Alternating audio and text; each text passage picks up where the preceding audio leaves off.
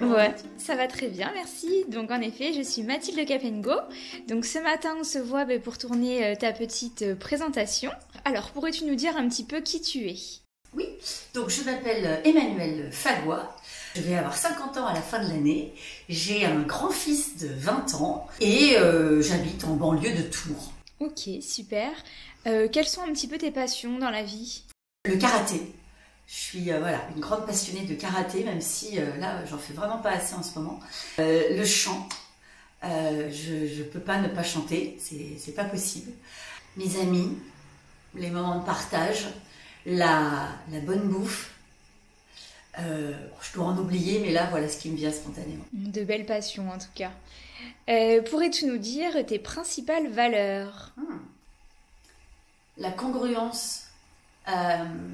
Pour moi, c'est très important d'être en cohérence entre ce que je dis et ce que je fais. La parole donnée, c'est quelque chose de vraiment important aussi pour moi. L'humanisme, alors en le disant, il y a une petite voix dans ma tête qui me dit « Oh ben bravo, comment tu te la pètes ?» En tout cas, l'amour de l'humain, voilà. Je pense que peut-être ma valeur de base, c'est vraiment ça. C'est que tout être humain part en étant absolument extraordinaire. Puis après, il arrive des tas de choses qui fait que c'est toujours un être humain extraordinaire, sauf qu'il l'a un petit peu oublié et certains actes qu'il met en place sont malheureusement absolument tragiques. Mais voilà, je pars du principe que la personne en face de moi est une bonne personne. Voilà. Et puis après, on voit comment ça se joue. Je pense que je suis quelqu'un de sérieux. Voilà, donc on revient un petit peu à la congruence. Et en même temps, pour moi, sérieux n'est pas du tout obligatoirement austère. Voilà, on peut être sérieux en étant complètement déjanté. Voilà, et ça, alors voilà, le mélange entre sérieux, voilà, faire ce qu'on dit, assumer ce qu'on a à assumer, et en même temps le faire avec plein de fun et de joie. Voilà. Ce sont en tout cas de très belles valeurs et donc tu aimes beaucoup le côté humain. Eh oui. En parlant d'humain, alors tu fais de l'accompagnement. Alors comment en es-tu arrivée là?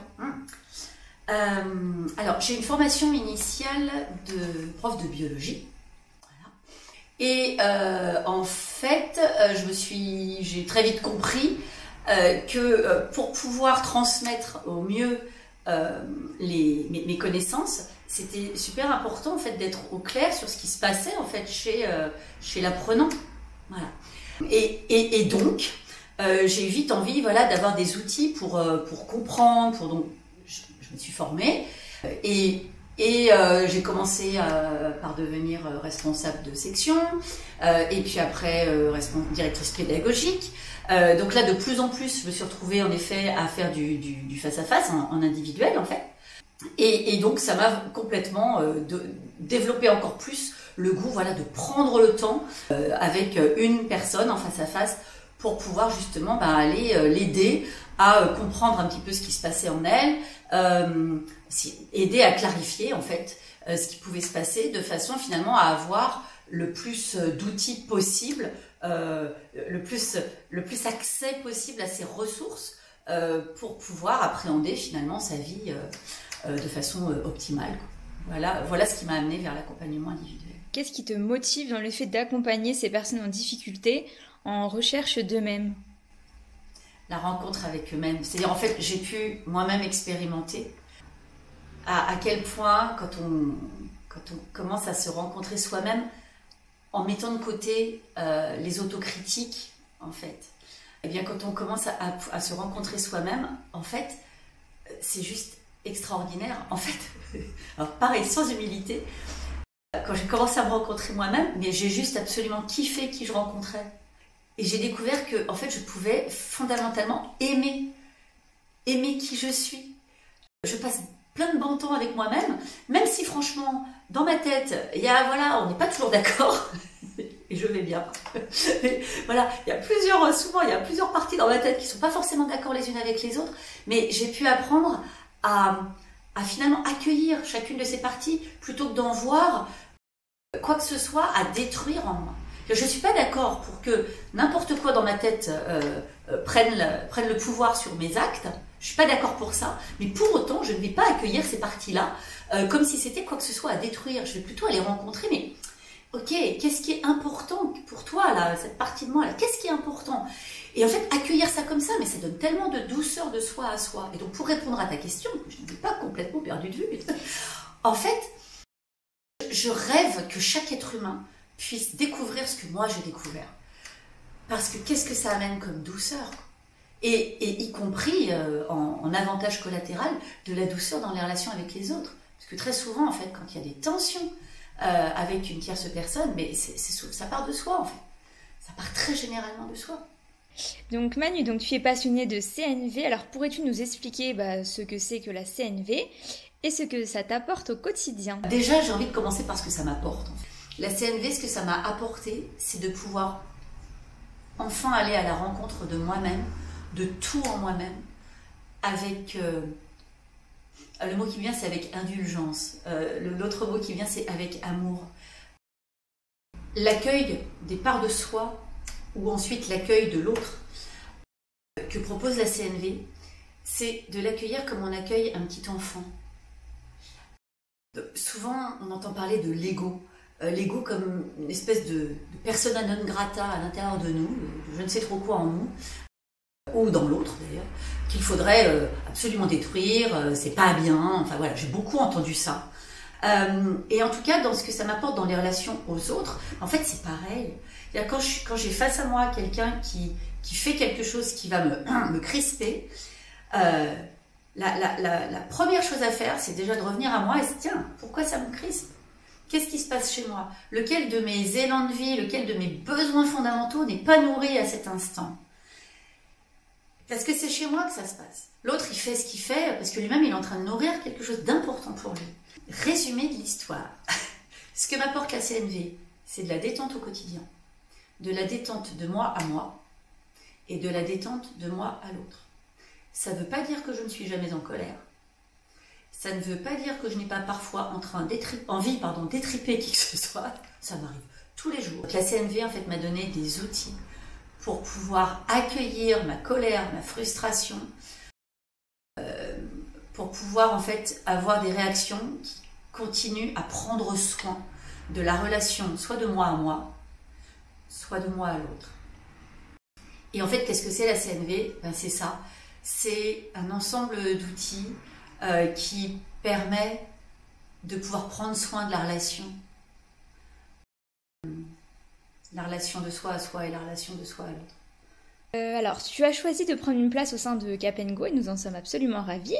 Qu'est-ce qui t'a donné envie de participer à cette aventure et de t'investir notamment pour les programmes de Cap & YOLO? Ouais. Déjà, qu'est-ce qui m'a donné envie de m'investir? Déjà Agnès. Voilà, parce que c'est mon amie. C'est vraiment quelqu'un qui est très cher à mon cœur. Mais si elle avait proposé un truc qui m'avait pas motivée, même si elle est très chère à mon cœur, j'aurais peut-être pu quand même l'aider, vraiment par élan de contribution. Et en même temps, je me serais peut-être pas autant investie. Au-delà d'Agnès, ce qui m'a donné envie de m'investir dans Cap & Go, c'était déjà l'énergie, le fun, la gaieté, la joie qui est proposée. L'idée, en fait, c'est je rebondis un peu sur les questions d'avant finalement. L'idée, c'est vraiment d'avoir des outils pour justement se donner de la douceur à l'intérieur, se donner des outils pour se donner de la douceur dans son quotidien, prendre soin de soi, voilà. Prendre soin de soi, prendre soin de la relation aussi avec son entourage, parce que ça prend soin de soi, de prendre soin de la relation avec sa famille, avec ses collègues, voilà. Mais voilà, de faire du et je prends soin de moi, et je prends soin de la relation avec ceux qui sont importants pour moi. Mais tout ça avec gaieté, fun, légèreté. Voilà. Je n'avais pas envie de quelque chose qui soit de la prise de tête, de la, excusez-moi d'avance pour le terme, de la branlette intellectuelle. Je le dis avec beaucoup d'amour pour ceux qui font autrement. Hein. Mais voilà, moi, j'avais vraiment envie qu'on s'amuse. En fait, c'est un petit peu ce que je te disais au tout début de l'entretien, où je te disais, voilà, dans mes valeurs, en fait, moi, il y a le côté d'être très sérieux. Mais alors sans être austère, quoi. Et ben pour moi, c'est ce qu'apporte Cap & Go. du sérieux. Voilà, c'est quand même sérieux puisqu'on parle de chacune. Donc c'est hyper sérieux. On est quand même les personnes avec lesquelles on passe le plus de temps de notre vie. Donc c'est hyper sérieux. Mais en même temps, c'est fun, quoi. Donc on s'amuse en même temps. Voilà. Alors c'est sans doute assez évident avec les Cap'n Story parce que, enfin voilà, moi Amandine, je me reconnais tellement dans Amandine et alors moi quand je vois Agnès apparaître avec ses ailes d'ange, en plus ça me fait marrer à chaque fois. Et donc voilà, je trouve qu'il y a vraiment quelque chose de très fun et en même temps c'est fun et ça apporte des infos, des astuces, enfin voilà, des petites prises de conscience tout simplement. Les Cap'n Break, alors là c'est la cerise sur le gâteau. On est quand même 3 jours où on se bichonne et on rigole, donc voilà, que demander de mieux. Et puis on fait vraiment une parenthèse, hein. Et puis les Cap'n YOLO, on va creuser peut-être un peu plus, on va un peu plus vers quelque chose de l'ordre du développement personnel, mais en même temps, c'est vraiment pas fait de façon austère. On se réunit, il y a le coin papote, on échange entre nanas, et puis il y a ce côté équipe, quoi. Ouais, dans mes valeurs, j'aurais pu dire la notion d'équipe aussi. Moi, ça c'est vraiment quelque chose qui me motive. Je suis vraiment motivée par le groupe, quoi. Et voilà, et dans le Cap'n YOLO, il y a ce côté, on y va ensemble, quoi. On part en spéléo à l'intérieur de soi, et c'est drôle, et on le fait ensemble. Voilà tout ce qui m'a motivée. Donc Cap'n Go répond vraiment à tes valeurs. Ah ouais, complètement. Et pour toi, si tu avais une valeur à faire sortir du lot, quelle serait-elle? Aïe, elle est dure cette question.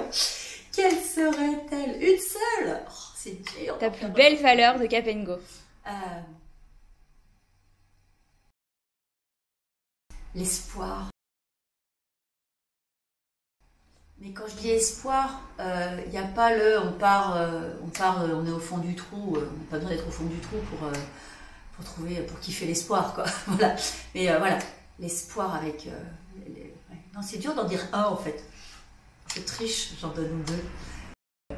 L'espoir et le fun. Je sais, ça y est. Espoir plus fun, la légèreté. Super. Voilà. En effet, c'est une très belle valeur. Alors, une dernière question. Si tu avais un message à faire passer aux femmes qui t'écoutent, qu'est-ce que tu pourrais leur dire? Venez, on va se faire du bien et en plus on va se marrer. Super, merci beaucoup Manu pour cette belle présentation. J'espère que ça t'a plu, que t'as passé un bon moment. Et puis je te dis à très bientôt. Merci Mathilde, à bientôt. Salut les filles.